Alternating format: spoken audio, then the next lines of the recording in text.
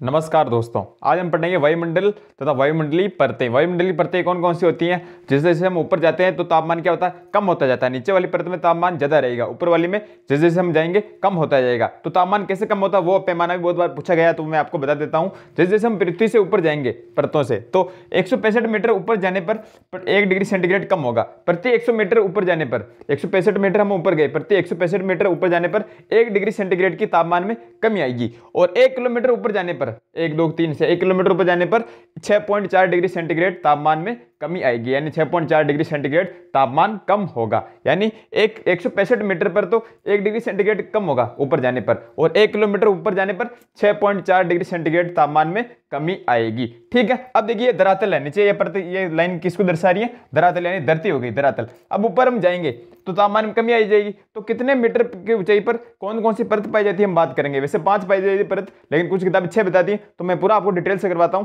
सबसे निचली परत कौन सी होती है? क्षोभ मंडल। कौन सी होती है? क्षोभ मंडल, जिसे हम संवहन मंडल भी बोलते हैं। पूछा गया प्रश्न है, संवहन मंडल कौन सी परत को कहते हैं? तो क्षोभ मंडल को इंग्लिश में बोलते हैं ट्रोपोस्फियर। इंग्लिश नाम आपको याद होना चाहिए। वायुमंडल की सबसे निचली परत कौन सी है? तो क्षोभ मंडल। कौन सी है? क्षोभ मंडल। कौन सी? क्षोभ मंडल, यानी संवहन मंडल, जिसे हम बोलते हैं ट्रोपोस्फियर। क्या बोलते हैं? ट्रोपोस्फियर। कितने किलोमीटर तक? 18 किलोमीटर तक, यानी 18 किलोमीटर की ऊंचाई तक कौन सी परत है? क्षोभ मंडल या संवहन मंडल या ट्रोपोस्फियर। ठीक है, यहां पर सभी चीजें होती है जो हम देखते हैं, जैसे बादल, बादल गरजते हैं, बरसात आती है, वर्षा, बिजली चमकती है, ये सभी चीजें कहां पे होती है? यही होती है। आंधी तूफान वगैरह आते हैं, सभी यही होते हैं क्षोभ मंडल में। ठीक है, और ये क्षोभ सीमा स्थिर होगी।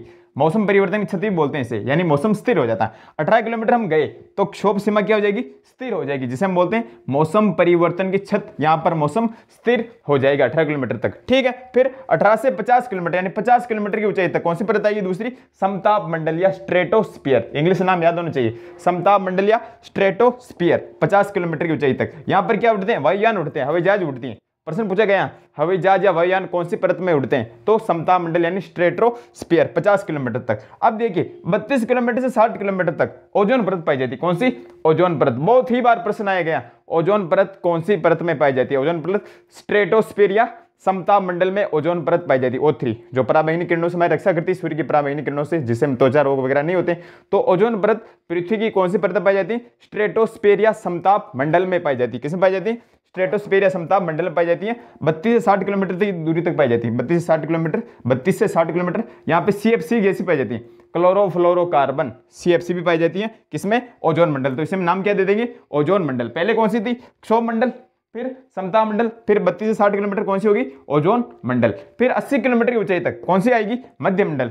कौन सी आएगी? मध्य मंडल। फिर 80 से 400 किलोमीटर, कुछ किताबें अलग बताती हैं, लेकिन मुख्यतः यही है। 80 से 400 किलोमीटर तक कौन सी परत आएगी? आयन मंडल, जिसे हम ताप मंडल भी बोलते हैं। यहाँ से ताप मंडल शुरू हो जाता है, तो आयन मंडल 80 से 400 किलोमीटर तक आयन मंडल या ताप मंडल भी बोलते हैं। इसमें बहुत सारी तरंगे परावर्तित होती हैं। हम टीवी वगैरह देखते हैं, सैटेलाइट वगैरह आते हैं, नेटवर्किंग वगैरह, तो यहाँ से परतें परावर्तित होती हैं। और सेकंड ग्रेड फर्स्ट ग्रेड में यहाँ से प्रश्न पूछा गया बहुत बार कि दीर्घ तरंगे कहाँ से परावर्तित होती हैं, लघु तरंगे कहाँ से होती है, सूक्ष्म तरंगे कहाँ से होती है, सभी तरंगे कहाँ से परावर्तित होती हैं। तो मैं बता देता हूँ, 4 तरंगे होती हैं, DEFG। कौन कौन सी? DEFG, D layer, E layer, F layer, G layer. DEFG, DEFG, D layer, E layer, F layer, G layer. इन्हें हम क्या बोलते हैं? दीर्घ तरंगे परावर्तित होगी, यहाँ से टकराएगी, ऐसे दीर्घ तरंगे, यहाँ से मध्यम तरंगे, यहाँ से लघु तरंगे, और यहाँ से सभी तरंगे, ऐसे तरंगे परावर्तित होगी। तो दीर्घ मध्यम लघु सभी, कैसे याद करना आपको? दीर्घ मध्यम लघु सभी, दीर्घ मध्यम लघु सभी, दीर्घ मध्यम लघु सभी, दीर्घ मध्यम लघु सभी, यानी DEFG। दीर्घ तरंगे परावर्तित, लघु मध्यम तरंगे परावर्तित, लघु तरंगे परावर्तित, सभी तरंगे परावर्तित, दीर्घ मध्यम लघु सभी, दीर्घ मध्यम लघु सभी। कैसे याद करना? बोलो, दीर्घ मध्यम लघु सभी, DEFG, D layer, E layer, F layer, जे लेयर।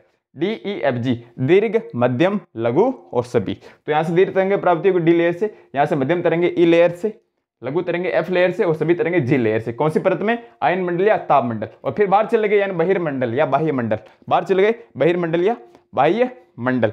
वापिस रिपीट करते हैं, देखिए तापमान के वायुमंडल की सबसे निचली परत क्षोभ मंडल या संवहन मंडल बोलते हैं, जिसे ट्रोपोस्फियर 18 किलोमीटर तक आती है। बादल, वर्षा, बिजली, आंधी तूफान सभी यहाँ पे आते हैं। ठीक है, फिर एक क्षोभ सीमा स्थिर हो जाती है, इसे मौसम परिवर्तन क्षति बोलते हैं, और मौसम यहाँ पे स्थिर हो जाता है 18 किलोमीटर तक। ठीक है, फिर 50 किलोमीटर दूसरी परत आती है समताप मंडल या स्ट्रेटोस्फियर, जहां पर हवाई जहाज उड़ते हैं, वायुयान उड़ते हैं। ठीक है, फिर 32 से 60 किलोमीटर इसी के अंदर आती है ओजोन मंडल, जिसे हम बोलते हैं ओजोन परत पाई जाती है, CFC पाई जाती है यहाँ पे, क्लोरोफ्लोरोकार्बन, ठीक है। फिर 80 किलोमीटर पर मध्य मंडल, इसमें कोई विशेष बात नहीं है। फिर आयन मंडल या ताप मंडल, ताप मंडल की सबसे निचली परत यही होती है आयन मंडल, ठीक है। 80 से 400 किलोमीटर, इसमें 4 तरंगे प्राप्ति होती है, दीर्घ, मध्यम, लघु सभी, D layer, E layer, G layer, F layer, G layer, DEFG, ठीक है। और बाहर चले गए बहिर्मंडल, ऊपर जाएंगे वैसे तापमान कम होगा, 165 मीटर पर 1 डिग्री सेंटीग्रेड तापमान कम होगा और 1 किलोमीटर पर 6.4 डिग्री सेंटीग्रेड तापमान कम होगा। एक प्रश्न पूछा जाता है, ध्यान से सुनना, वायुमंडल की सबसे निचली परत कौन सी है? वायुमंडल की सबसे निचली परत तो कौन सी हो जाएगी? क्षोमंडल। लेकिन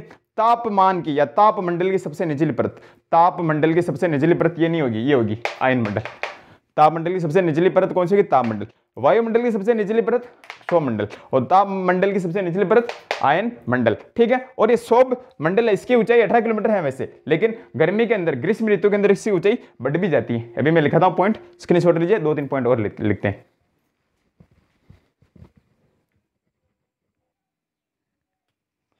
कुछ विशेष बिंदुओं की हम बात करते हैं तो देखिए, लिख लेना आप, समताप मंडल या स्ट्रेटोस्फीयर में O3 गैस पाई जाती है, यानी ओजोन गैस पाई जाती है। कहां पाई जाती है? समताप मंडल या स्ट्रेटोस्फीयर में। हाल ही में ओजोन परत में छिद्र, तो पृथ्वी पर ओजोन छिद्र देखा गया था। कहां देखा गया था? अंटार्कटिका महाद्वीप में, है ना। ओजोन छिद्र कहां देखा गया? तो अंटार्कटिका महाद्वीप में, ठीक है, याद करना आपको। वायुमंडल की सबसे निचली परत कौन सी है? तो क्षोभमंडल या ट्रोपोस्फीयर। जबकि तापमंडल की सबसे निचली परत कौन सी है? तो आयन मंडल। कौन सी है? आयन मंडल, आयनोस्फीयर, ठीक है।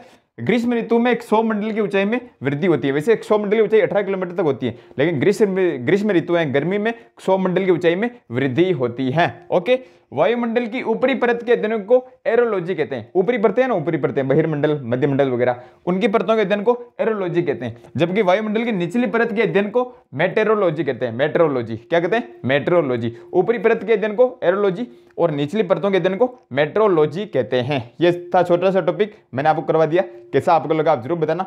वीडियो सोल्ट है, लेकिन पढ़ाया गया मैट्रिक्स में सोल्ट नहीं है, ठीक है। धन्यवाद।